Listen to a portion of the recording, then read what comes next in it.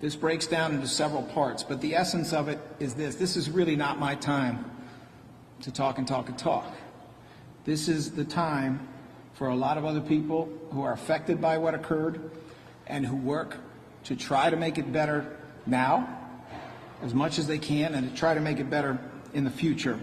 This is their opportunity to talk, and it's their opportunity for the public to understand that an entire community does come together despite the horrific trauma of this nightmarish mass shooting. Someone back there, while we were getting ready, said the bullets don't care, but we do.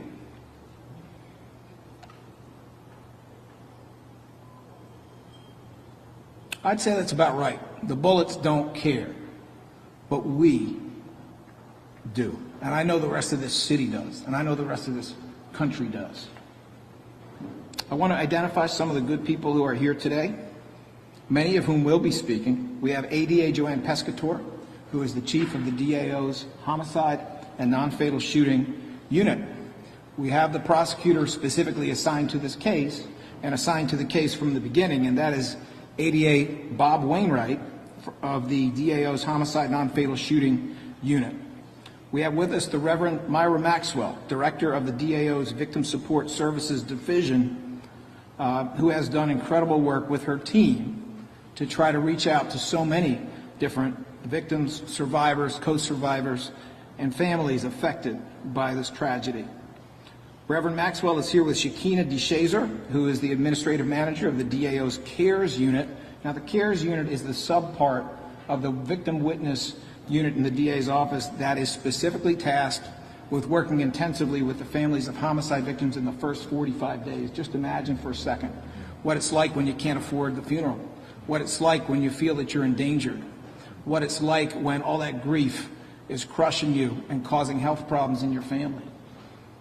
Just imagine what it's like to try to deal with all the immediate logistics and simultaneously try to find a way in the future to address your own trauma.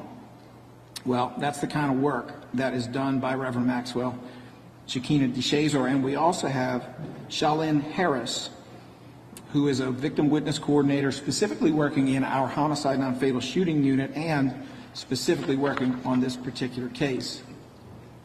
Aunt Brown, Anthony Brown. Aunt Brown is here for ABRO, that's A-B-R-O, which is an anti-gun violence organization that works in schools.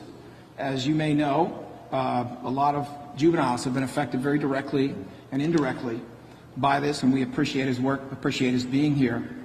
We have several members of the DAO's LGBTQ plus liaison group, some of whom are also victim witness coordinators, and they include Kelly Burkhart, who is a victim witness coordinator in the DA's office. In addition to filling this role, we have Asa Khalif. Mr. Khalif, I mean, frankly, I shouldn't have to introduce him. He should be so well known to many of you for his remarkable work as an activist and in many other ways. We also have the wonderful Sappho Fulton and Micah Thomas here on behalf of that group. Our Sheriff, Rochelle Bilal, is here. Senator Sharif Street of PA Senate District 3, who has done so much with his colleagues in the Senate to try to address issues of gun violence and issues of prevention around gun violence, is here. We have Dr. Zaf Qasim, that's Z-A-F, next name Qasim, Q-A-S-I-M, who is a medical doctor and emergency physician from Penn Presbyterian Medical Center.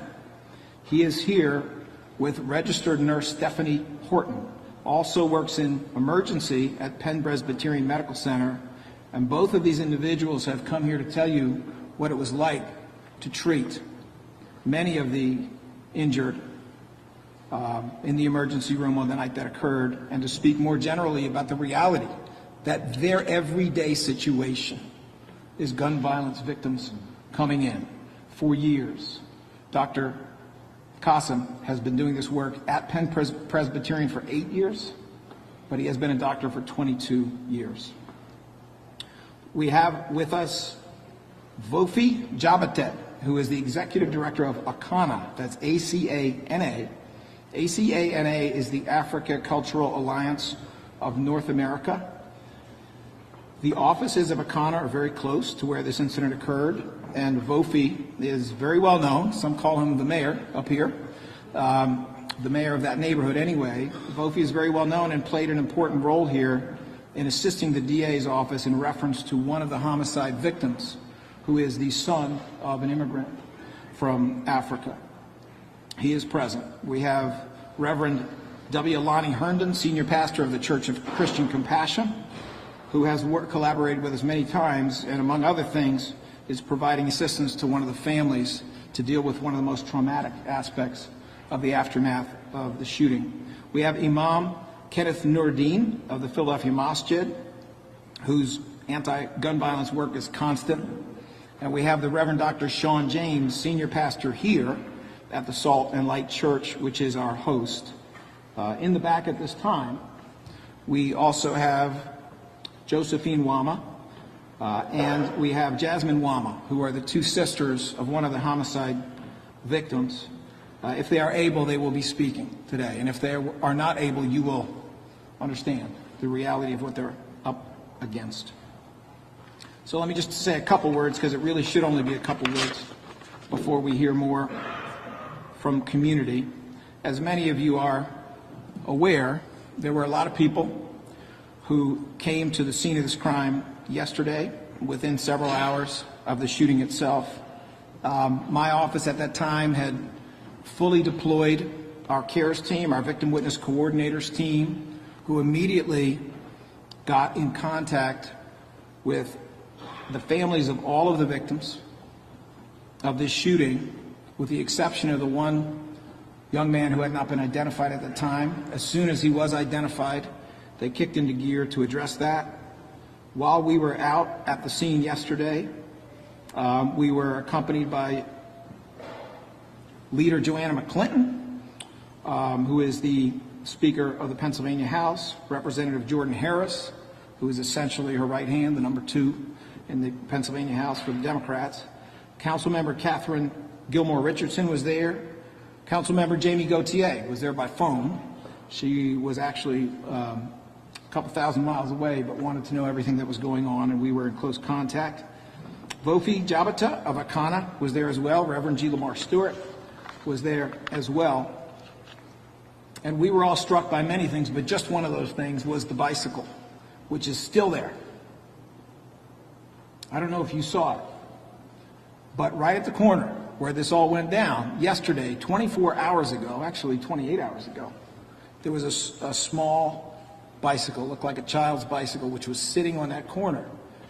And we were informed by some people who were there that that bicycle was dropped by someone, I presume a child, during the shooting. Hours later, nobody had touched it. Nice little bike. Hours later, nobody had touched it, as if they all felt they couldn't, that it was a memorial. It was some kind of a silent memorial. Well, it's there now. It's been moved a few feet. Maybe somebody came along, some child came along and moved it, and somebody else told them to put it back. But it's there now. And I think that fact, the desolation on those streets, the absence of cars, the absence of people, the curtains closed, the doors locked in that neighborhood, and also the comments from neighbors, the ones who did come out, about how close they themselves came to being shot and killed. Thank goodness I didn't go get that bag out of my trunk right then, because those are the kinds of things that we heard.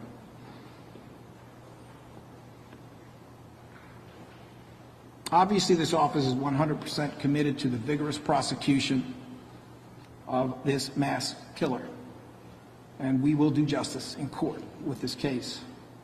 But it's not my time to keep talking. It's my time to call forward some people who have, in my opinion, very important things to say. It is my pleasure, my honor first, to call forward Zaf Qasim, MD, an emergency physician from Penn Presbyterian, as well as registered nurse Stephanie Horton, to speak as much as they wish and as little as they wish about their experience and their thoughts about this incident.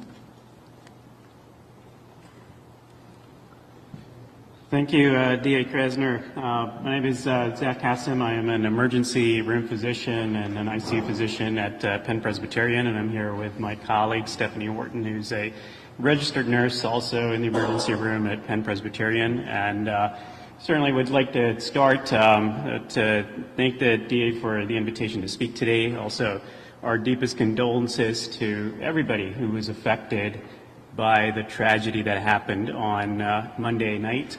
The families in particular. Wanted to also thank the Philadelphia police officers who, whilst taking fire, were rapidly able to get the victims of this insanity that happened on Monday to Penn Presby in a very timely fashion. And we're also able to limit the additional loss of life on the scene by apprehending the suspect very quickly. And most importantly, I think I'd like to thank my colleagues who I'm representing here today, and Stephanie as well, who came together on that night with very little notice and were able to effectively and rapidly provide life-saving care to the victims who arrived. And some of the details are already made public to the press. I won't go into any further details on any specific patient. You know, this is really kind of a tragedy that we're here. We, as a team at Penn Presby, deal with gun violence not just on Monday night, but on an everyday basis. Especially over the last few years, we've seen a huge escalation in the amount of gun violence that we're seeing. It's not uncommon to see multiple victims who come in. Despite that, what happened on Monday was perhaps on a scale far above what we've seen before. From the degree of injury that we saw, from the style of weapon that was used, and the amount of damage. And remember, this isn't something that just affects the victims.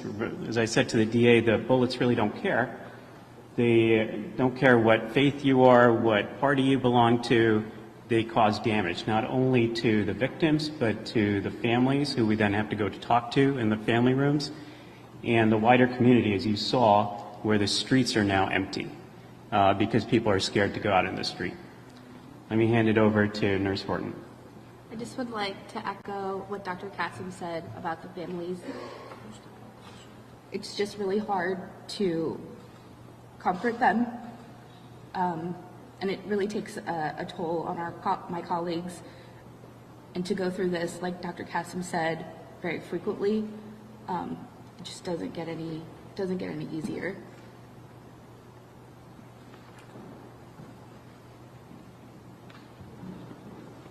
Thank you for that. Thank you for the work you do, and thank you for highlighting what the police went through with this horrifying incident where they were the ones scooping up victims with no cover while shots were ringing out, and then working all night, and then coming back with no sleep or almost no sleep the next day. It is my pleasure now to call up Reverend Myra Maxwell, Director of the DAO's Victim Support Services Division, with her team, and that includes Shakina DeShazor. I think Charlene Harris may actually be occupied. Oh, Charlene Harris is available? Okay. And Charlene Harris, if she is available as well.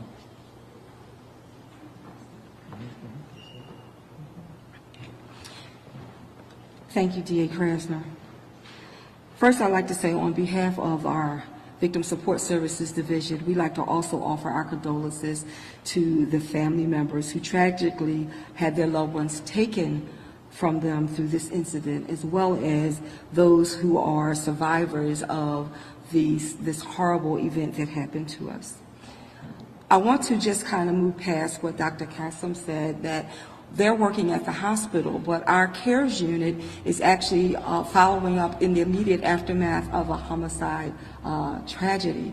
So our teams are activated by our manager, who's not up here with me, but she is in the audience. They're activated, and once they're activated, they are deployed to either the hospital or to the location where the tragedy occurred. Our team was able to pull two teams together to go out to speak with these families to make sure that they are offered services immediately in the aftermath of this homicide death. Unfortunately, We have to do this quite a bit here in the city of Philadelphia, and we hope that we won't have to do that so much. So we're looking one day that you all can put us out of business. However, in the immediate aftermath, there are so many issues that families have to deal with.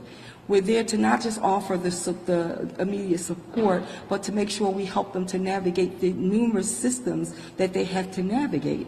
That could be assisting with funeral expenses. It could be helping them to obtain counseling support or any other types of services. Because once there's a loss, there are many people impacted, as we've heard here already.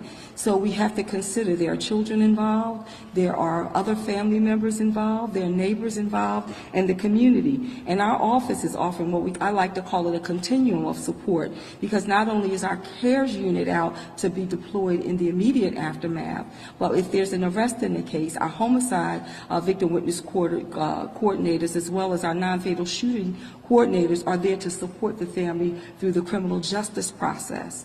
There's also another component because we also work with community-based providers.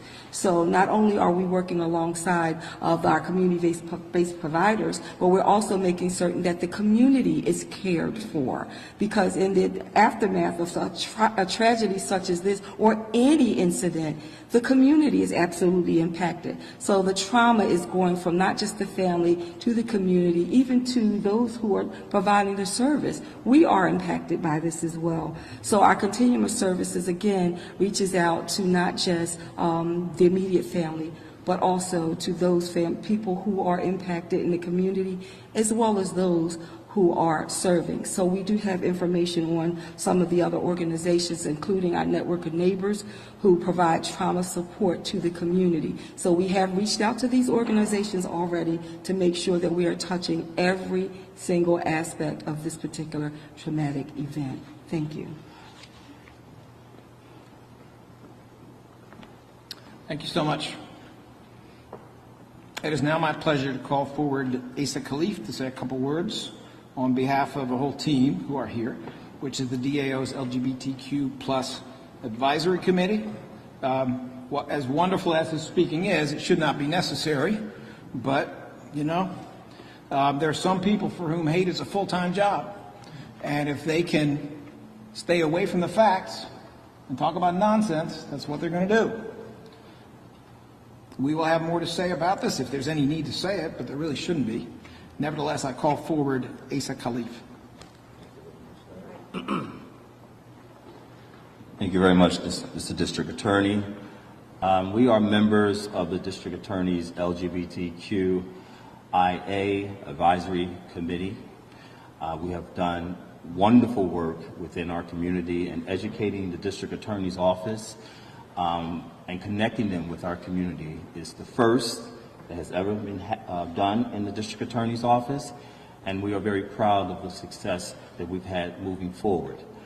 I'm not going to take a lot of time because we have some pressing issues here. First and foremost, we'd like to give our deepest condolences to the victim's family. We want to lift the victims up in our thoughts and honor them. Even though they died in a tragic way, their lives mattered. And the impact of the community. This is a community that we belong to. We used to live, some of us lived in this community before we moved to other communities in Philadelphia. It has impacted us. We have family members. So it's a triple effect. It just doesn't stop with the shooter being arrested. There is a triple down effect, and it affects all of us as a community and keep us all as a city in our prayers. I want to discuss very briefly, because there is a nasty, violent, in terms of verbal and written words, spewed by the conservative press regarding the shooter. There are certain pictures that are circulating. Some of you may be aware of those pictures. Have the shooter in one picture as male, and other pictures dressed in female attire or female outfits. They have used those pictures to attack trans people, and particularly trans women of color, which are extremely vulnerable to violence in our community. I want to set the record straight because language is extremely important when we're talking about anything dealing with violence in trans community. The suspect or the shooter has not identified themselves as trans. They have only identified themselves as male. And that's the language that will be used until further developments if they change that type of language. But the language that is spewed out by the conservative press is violent and is dangerous and is targeting trans women of color. It's rallying the community to be violent. And we're better than that. We're better than that. We have our trans women and our trans men living in these communities, working, thriving in the communities. They are not killers. They are the most vulnerable to violence. They want to live their lives, and they have every right to do so. And we will not allow conservative bigots to use that type of language to attack trans people. This is about someone who used violence to hurt and harm our city and our community. And I'm sure they will be punished to the fullest extent of the law. But we will not allow trans women, and trans women in particularly trans women of color, to be the scapegoat for bigots. There is no room for that. We will not allow it. Thank you.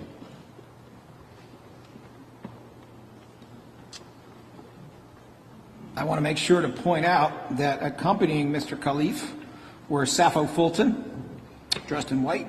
We also had Kelly Burkhart, who works in the DA's office, and we had Micah Thomas, who was standing to your right, my left. The next group I'm honored to call up are the Reverend Dr. Sean James, senior pastor here at the Salt and Light Church, our host, Reverend W. Lonnie Herndon, senior pastor at the Church of Christian Compassion, and Imam Kenneth Nuruddin, the resident imam at the Philadelphia Masjid.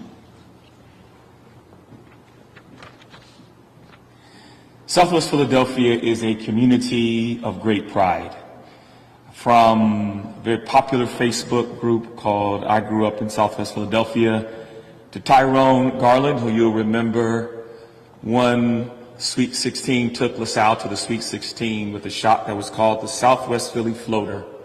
People who live, work, and worship in Southwest Philly take great pride in this section of the city. And so you can imagine the pain that exists in this neighborhood right now. A neighborhood that you might think is accustomed to gun violence, but the fact of the matter is this is something different. What is not different, however, is the response of the neighbors and the friends and the clergy, women and men of this community in this situation. And so I want to invite everyone this evening back here to Salt and Light. We will have our doors open the rest of the day, but tonight we'll be gathering at 7 p.m. for an interfaith citywide prayer vigil.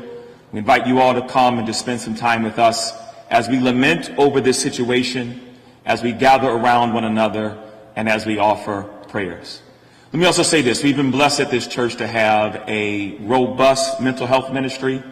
We have several individuals who are part of our staff who are either spiritual directors or a licensed therapist. And that is a ministry that is at no cost to anyone. You do not have to be a member of the church. And so if anyone finds themselves in a position right now where you need to talk to somebody, and we know this is an issue in the city of Philadelphia right now, I think the real issue that we are often missing in this situation is not the identity of the shooter, but rather the issues of mental health that exist in our city and how difficult it is for individuals to find the help that they need right now. And so if you or someone you love or a child that is in your care needs to talk to someone right now, the doors of the church are open, and we would love for you to bring that person by here that we can minister to them. Again, we are gathered under circumstances which are very acute. And when we have acute problems, all labels are put aside because humans are involved. And we see the response of the first responders, whether they're in law enforcement, criminal justice, or the health professionals. The job that they do is second to none, and it's very thorough. But I would like to speak to the community and remind us we are the second responders, meaning we have to come in and deal with the chronic conditions. So just as the first responders do their job well, they can only respond to acute issues. The chronic condition is something that all of us have to respond to, and we have to commit ourselves and dedicate our efforts in that capacity. Thank you. Again, our thoughts and prayers go towards the families affected by this terrible tragedy. I want to thank the DA's office always for having their finger on the pulse of bringing faith leaders and community leaders together to help our community heal. There's a great quote that says, "We do not heal in isolation, we heal in community." And tonight, join us at 7 p.m. as we spend some time walking this neighborhood, praying for this neighborhood, and helping this community to heal. Thank you.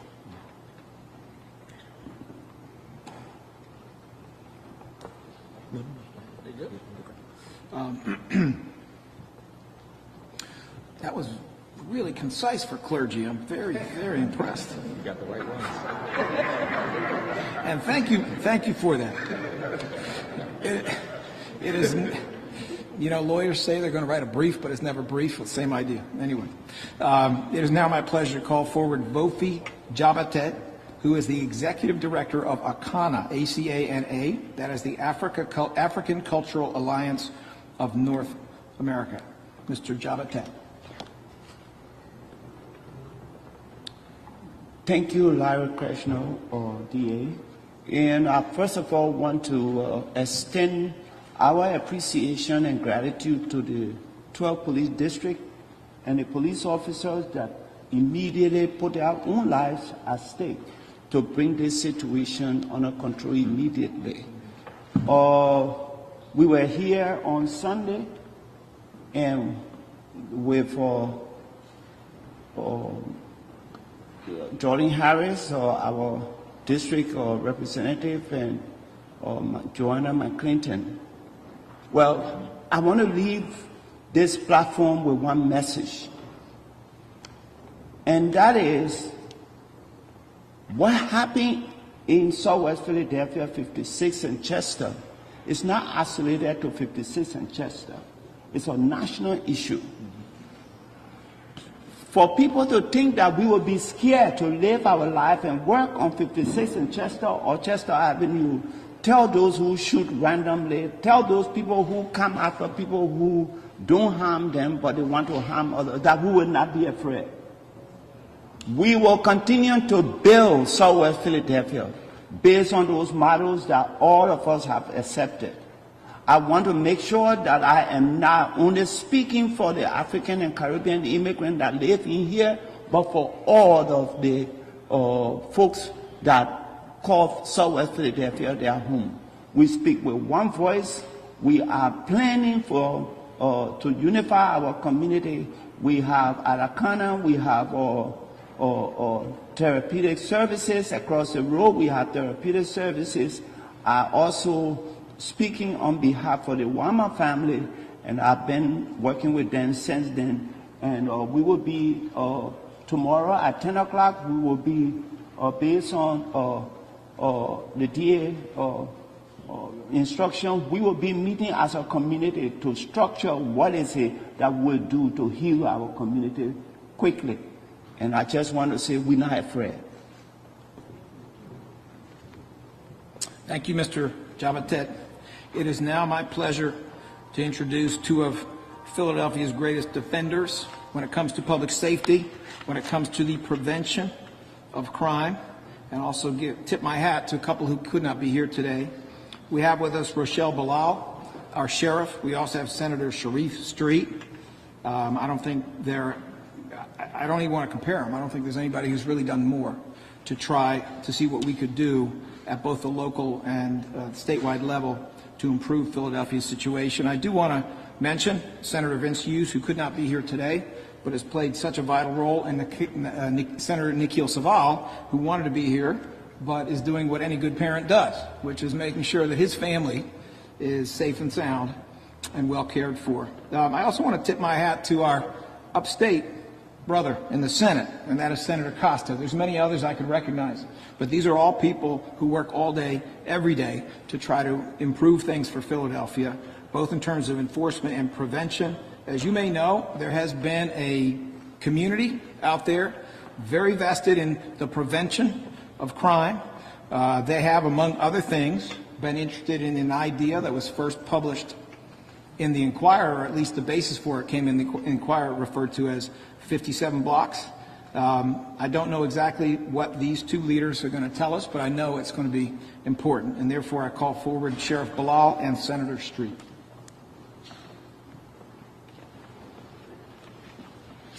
Good afternoon. On behalf of the Philadelphia Sheriff's Office, we give our sincere condolences to the families, the victims of this senseless mass murder. With that, we are even more concerned over disturbing messages found on the assailant's social media page. Let me congratulate those Philadelphia police officers and the Philadelphia Department, my colleagues, who did a superb job in making sure that assailtant was captured. We don't have to put a warrant out for that one. That one's in custody. And I want to thank them for the work that they've done. Let us use this opportunity to re-examine social media posts. We may see that mentions harming someone or suggest extreme activities. If you know this person or see a post that raises a red flag, you have to speak up and call the authorities immediately. This is our business, and we can't afford to stay silent. They are letting people know what they are about to do, and that is on all of us, to not sit silent when you see these type of posters that is threatening to harm us, harm our communities, harm our children, harm somebody in society. We have to take a part in this. As the investigation continues, we ask for the community's assistance to call and report suspicious activity, unlawful gun purchase, and anything that poses a threat to you and your family. We need your help.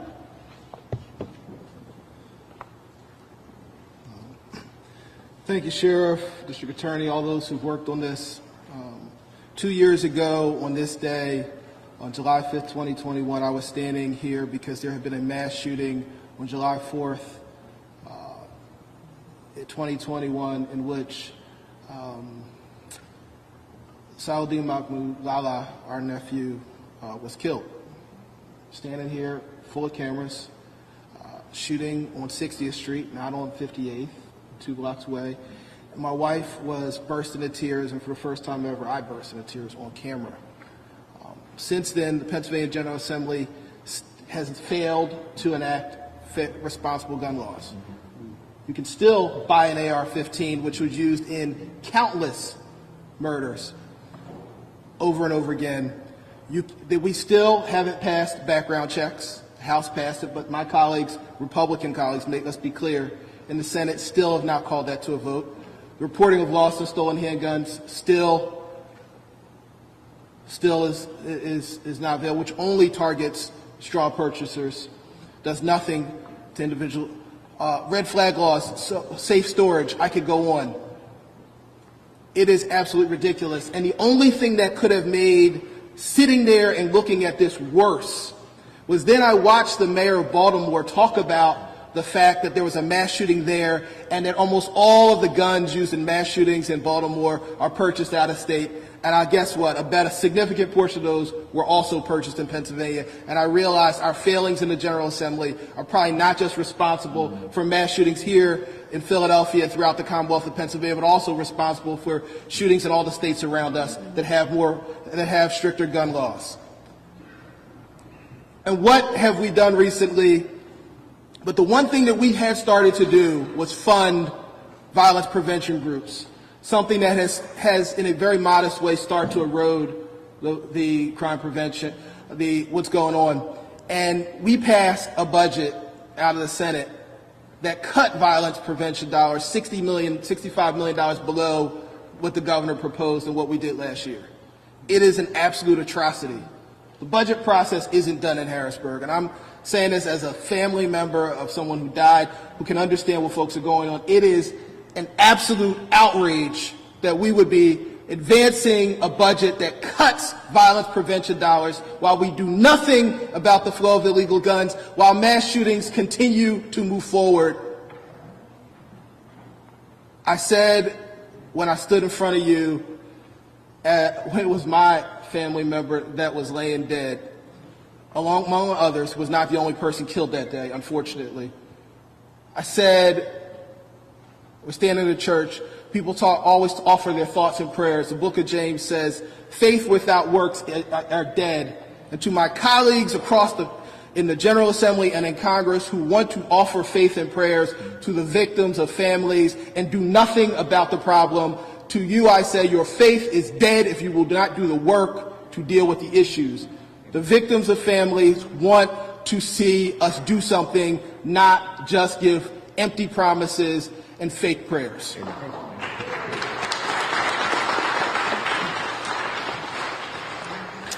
Thank you so much, Sheriff, and thank you for your passionate words, Senator Street. It is now my opportunity and pleasure to call up ADA Joanne Pescator, the Chief of the Homicide Non-Fatal Shooting Unit, who supervises ADA Bob Wainwright, the prosecutor who has had this case from the beginning, and I expect will have this case until the end. They will be providing specific information about the case. If you have any questions, please hold them. We are going to make sure that you all have an opportunity to ask questions when we get to the question and answer phase.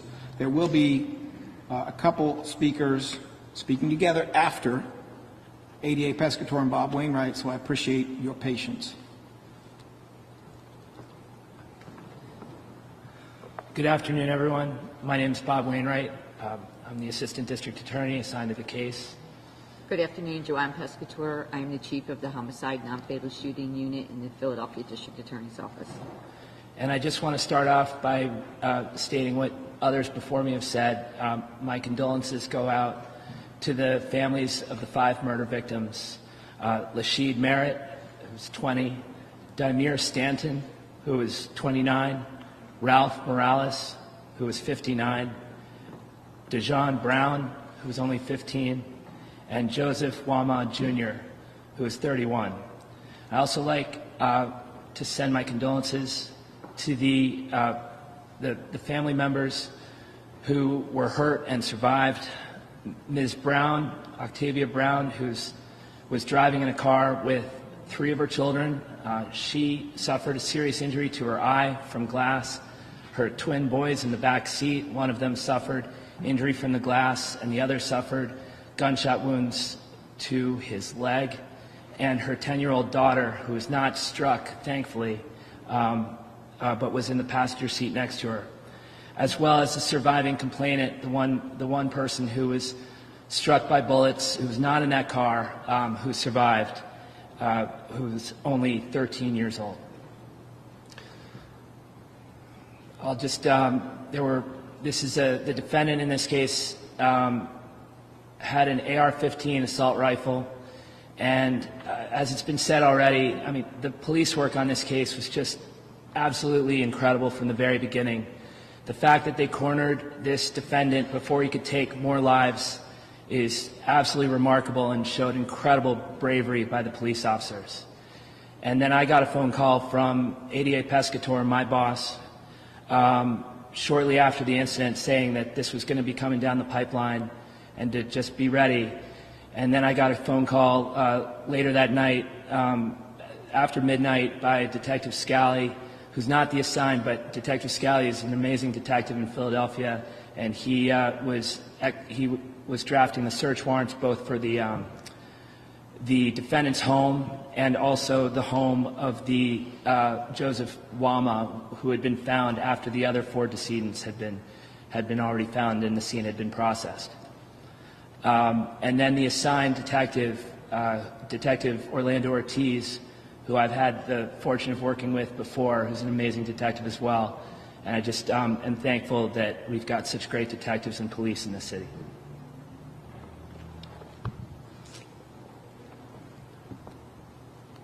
All right, thank you very much. Obviously, both ADA Wainwright and ADA Pescator will be available for questions. They may not be able to answer all of them, but they will certainly be able to answer some of those questions. Finally, we have with us to speak together Josephine Lama and Jasmine Lama, who are the sisters of Joseph Lama, one of the murder victims in this case. Josephine is the twin sister of Joseph Lama, and Jasmine is also their sister. So we ask you please understand the sensitivity of the situation and respect. That is something I know you will all deal with. Josephine Lama and Jasmine.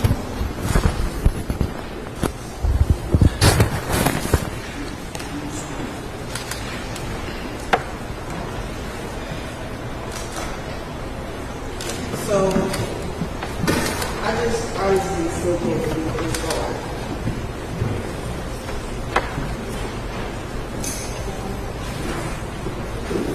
I still can't believe that my brother is gone, and I just don't understand why this happened. Like, he was a kind soul, he was nice to everyone, he was good to everyone. He got on me about having grace with people, and one thing I really love and admire about him, he had a great sense of humor, and I'm just waiting for him to say, okay, this is a prank, but it's just like, it's hard to wake up from this. I don't understand how someone could just do that to my brother. Like,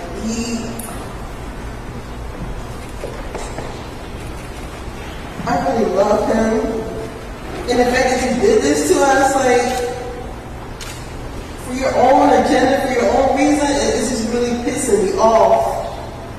It's really pissing me off, and I'm going to miss him a lot. He taught me a lot about myself. He was like a second father to me. I never wanted to tell anyone that, but he was like a second father to me. He was just getting on me about things I need to do, plans. He's like, you got to plan stuff and then just do it. So he was gorgeous inside and out. I'm going to miss that beautiful smile. I really am. He had the best hugs. And he took care of his family. He had the worst cooking. He tried his best, okay, but he put his passion into it. And I just feel like with his cooking, we still ate it because he tried, and it's just like he couldn't cook, but he could sketch his butt off. He can like draw you right now all in this room with just a pen or a pencil and a piece of paper and just draw every detail of your face. Like, it's just, he was very, very artistic, okay? When I say a lot of these famous painters, designers, he will be just past Van Gogh, I'm sorry. I got nothing on my brother.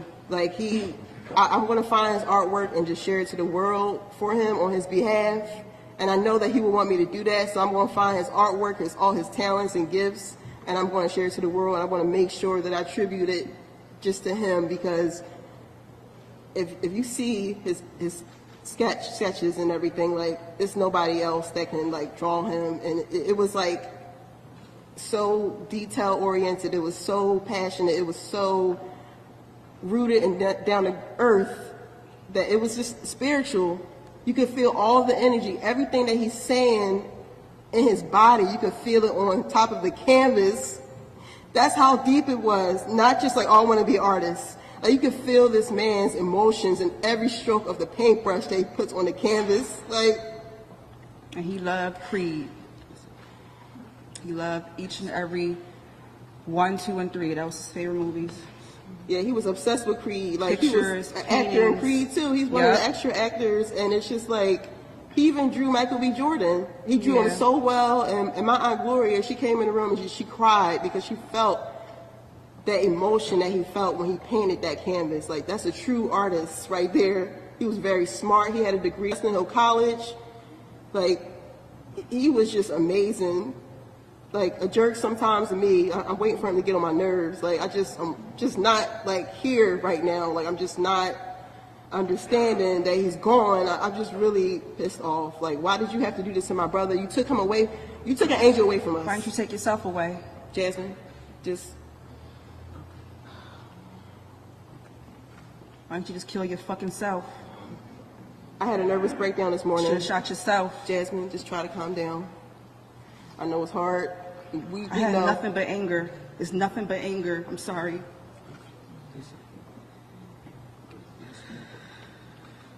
You killed the wrong person. You killed the wrong man.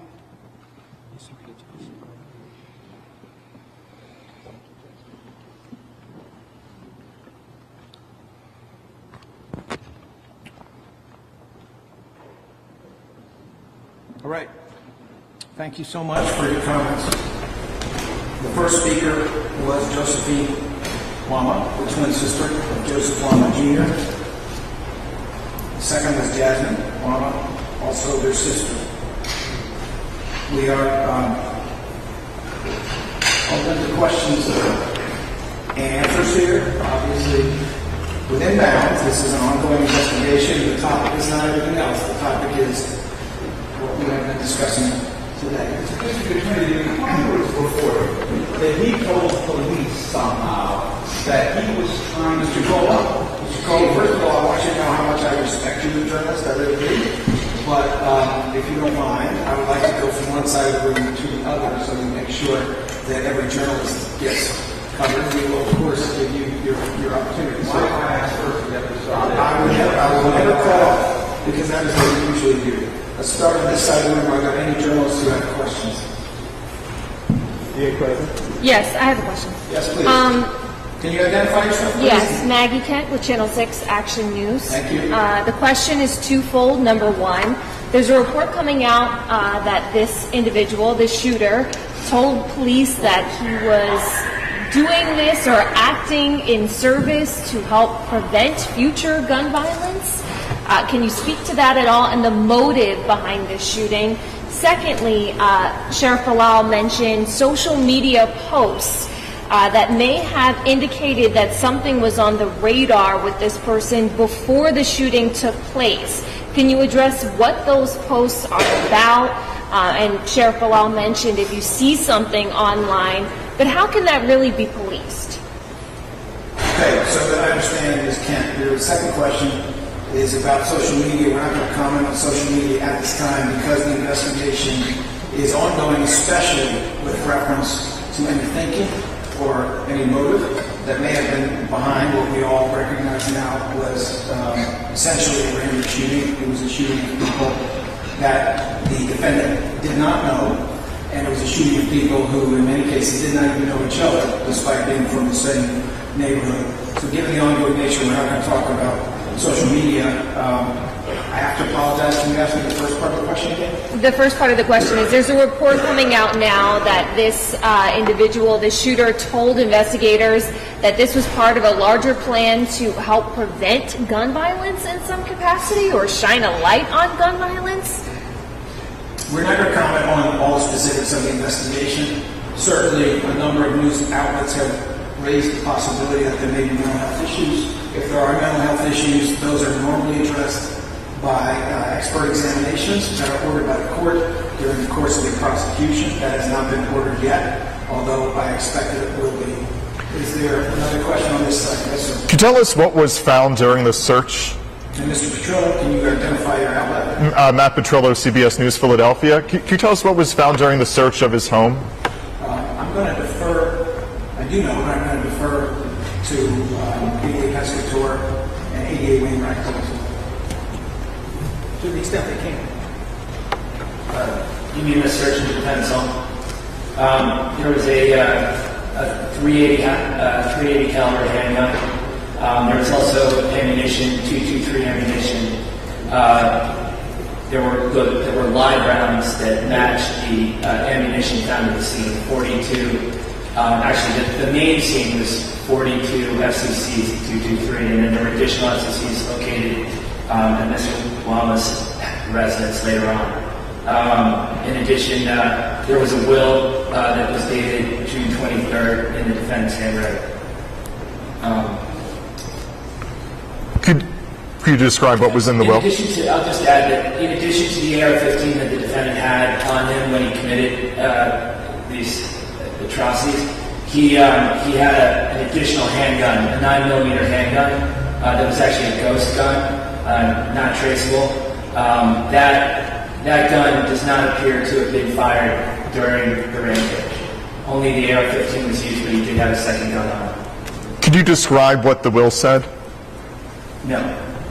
I don't have that information from me. Did it mention carrying this rampage out? No, not to my knowledge. Okay. And were there any other suspects apprehended, or will any more suspects be taken into custody? There was a suspect that was taken into custody initially, and that suspect was released. And the circumstances surrounding that individual were, as it turned out, somewhat straightforward. That individual lost his brother, who was one of the decedents. That individual had a gun on him that was legally owned and possessed. And when his brother was shot, and he saw that his brother was shot, that individual fired 7 shots in the direction of the defendant. Thank you.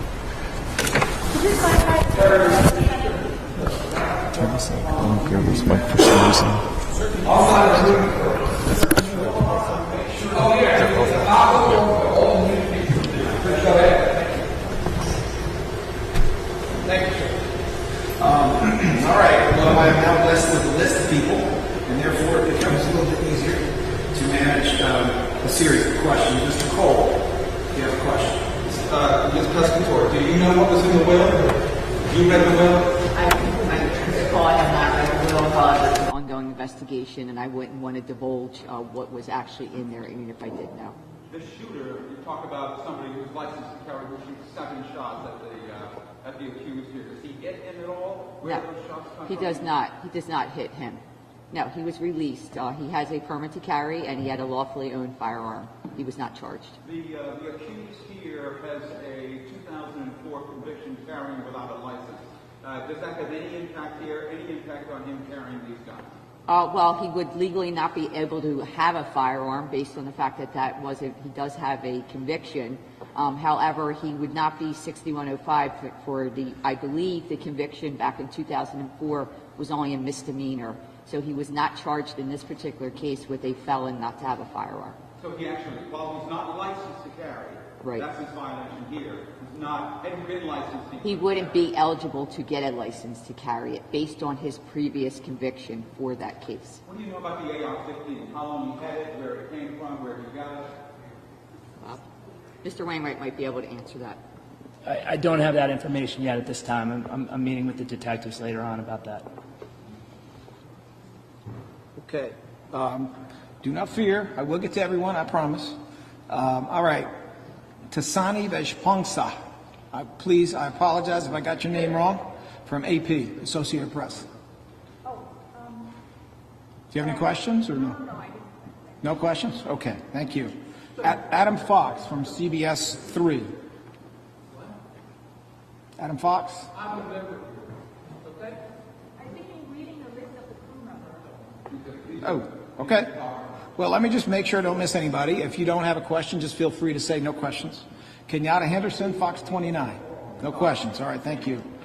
Bruce Ryan, NBC 10. Okay, very good. Well, in that case, let us go to Rosemary Connors of NBC 10. My questions are for ADA or ADA Wainwright. Can you speak at all to the motive in this case and perhaps any planning or premeditation that you may have discovered upon the search of his home or in your investigation thus far? I don't want to speak on any motive. However, I just want to echo what Sheriff Palau said.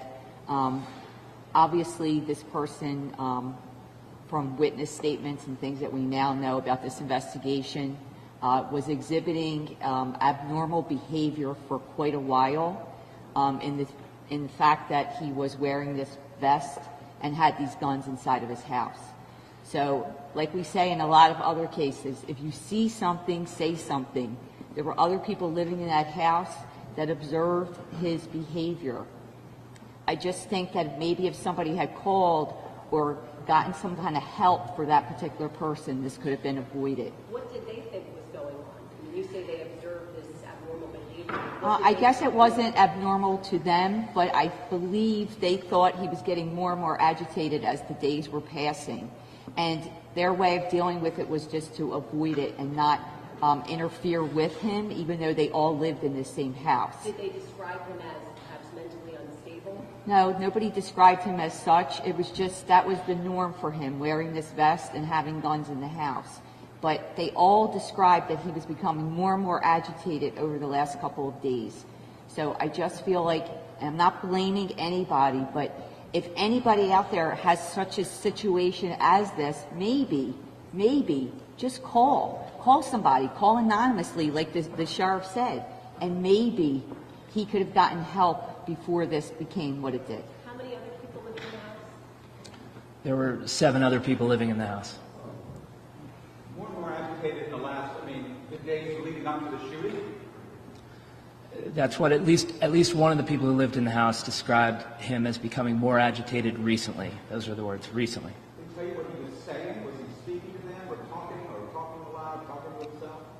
No, I think just by what he was doing that they were able to witness that it was becoming more and more over time. Like what? So, What was he doing? I don't want to say specifically what they said. However, I just want to echo what the sheriff said. If you see something like this or somebody in your family or in the neighborhood, call somebody before something like this happens. Because people are aware of these things. If we just have people reach out, call the police, call 911, call somebody to get help. Is he wearing a vest and also showing a gun? Is he walking around the neighborhood with a weapon? Mr. Cole, I think I can answer that question concisely for you. He was wearing a vest, and he was carrying a gun when he was walking around the neighborhood when he did the shooting, and it was not the first time he wore a vest. Senator Street has a comment on the prior question about this bizarre behavior. It is exactly because of things like this that we've been advancing the idea that you need to pass red flag laws. Red flag laws allow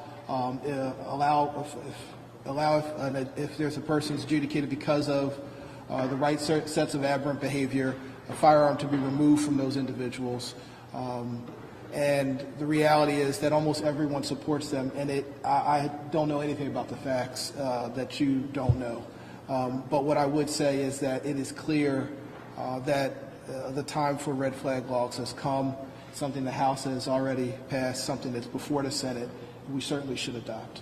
But Senator, no one called. What they're saying is no one called. The red flag laws are no good unless you're alerted to it. True, but had they called, part of why people don't call is we're limited in what can actually happen. And to call and say this person is acting in an aberrant way, and then they still keep the gun. Well, I live in North Philadelphia.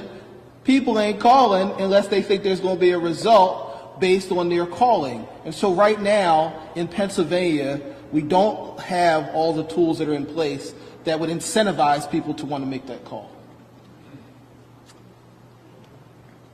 Thank you, Senator. We have Eric Carbonara, Tom Upton of NBC National. Do you have any questions? I'll take that as a no. Let me see. Crishbel Mora, Telemundo. Hi.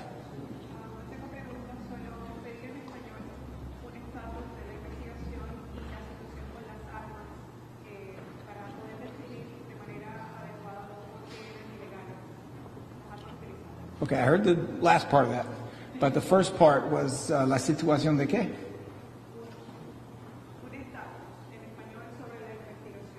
Okay, el estatus. All right, el estatus de esta investigación es que continuamos con la investigación. Tenemos el tipo que disparó y mató a tanta gente en la cárcel y tenemos cargos de homicidio en contra de esa persona, pero continuamos con la investigación para averiguar, por ejemplo, de dónde vinieron las armas que él usó y también los motivos que podía tener a base de más información.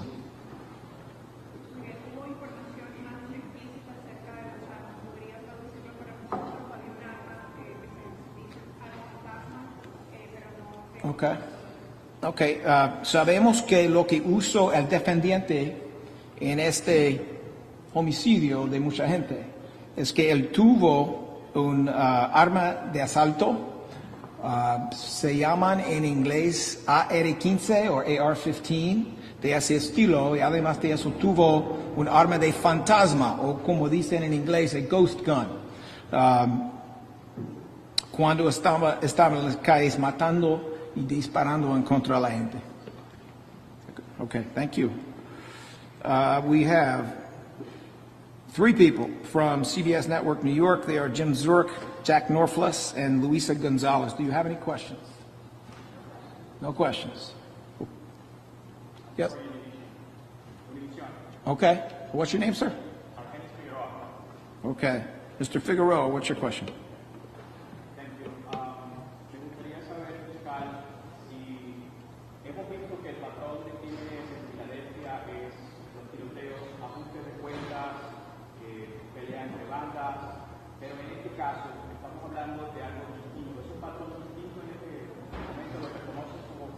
Sí, señor Figueroa, tenemos aquí un patrón distinto y ese patrón sería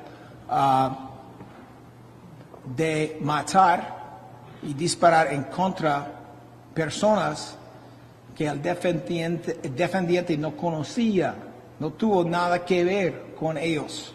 Ellos no hicieron nada sobre él, no se conocieron. Y igualmente, las víctimas no se conocieron. De eso modo es distinta de los tiroteos que vemos que pasan entre 2 grupos que están de alguna moda luchando. ¿Algún comentario que tenga que decir sobre la reunión que va a tener el alcalde con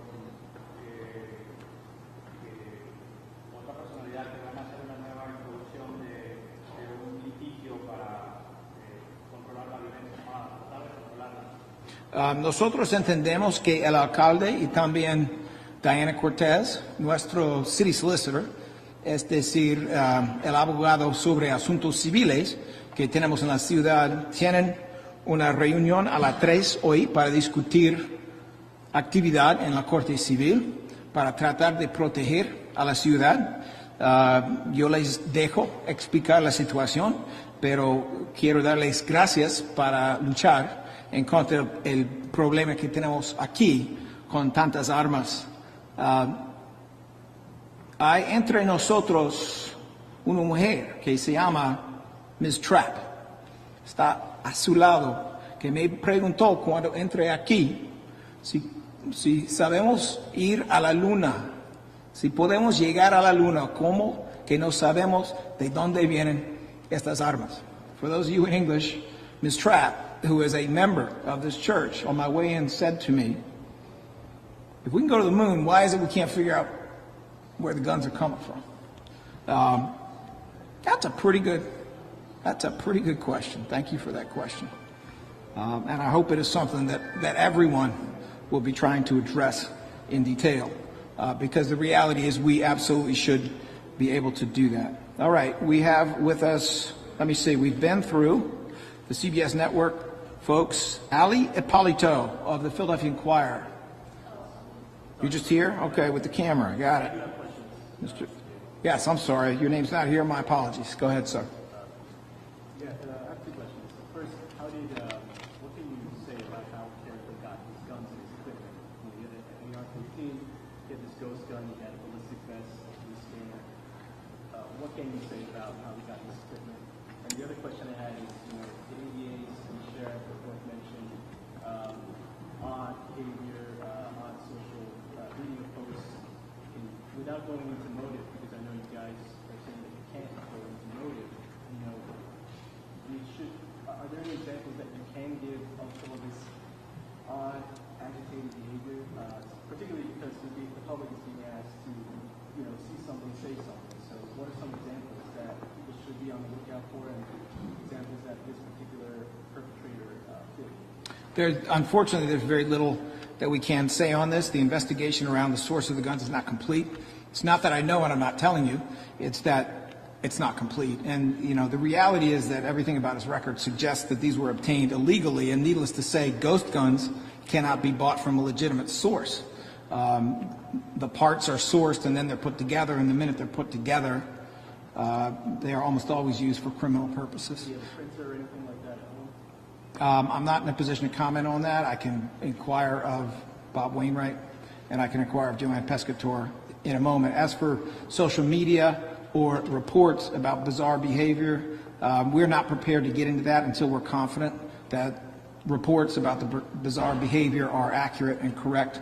But certainly there are reasons to be concerned that there was behavior here that, if we had proper gun laws in the state, might have created a pathway for people to make that report before it got to this point. I'm going to invite up ADA Pescator and ADA Wainwright to talk about the question of source of the guns and whether or not there was a 3D printer.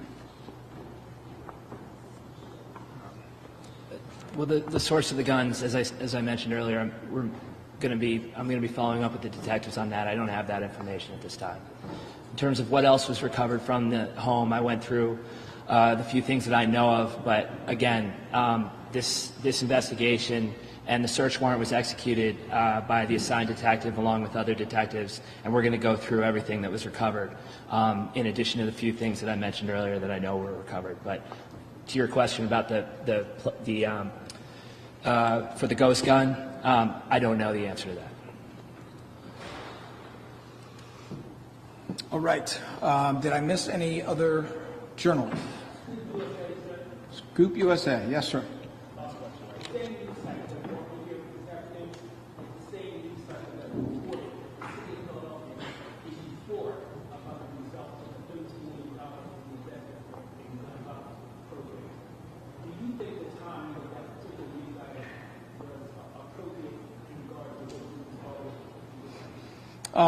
Well, I don't particularly want to comment on that. I don't know if there's someone else here who does. Senator?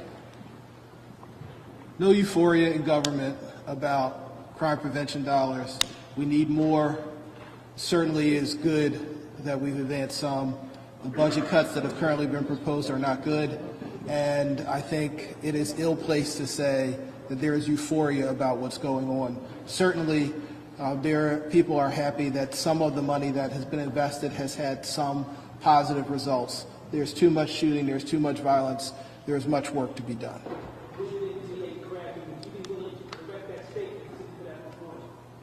I'm sorry, would I be willing to correct what?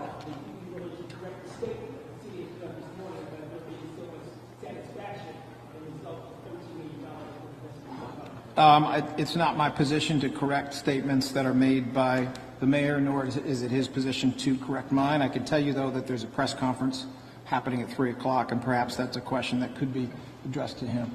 All right, I thank you all for being here. There are a few of you who are not regular press who had a couple of questions. There was a gentleman over here who wanted to ask me a question. He's a member of this congregation. I will stay late, see what I can do.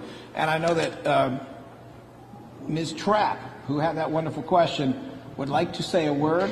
So for those of you in the media who got to go, I understand. And for those of you here who got to go, I understand. But I am going to give Ms. Trapp a chance to make the last word.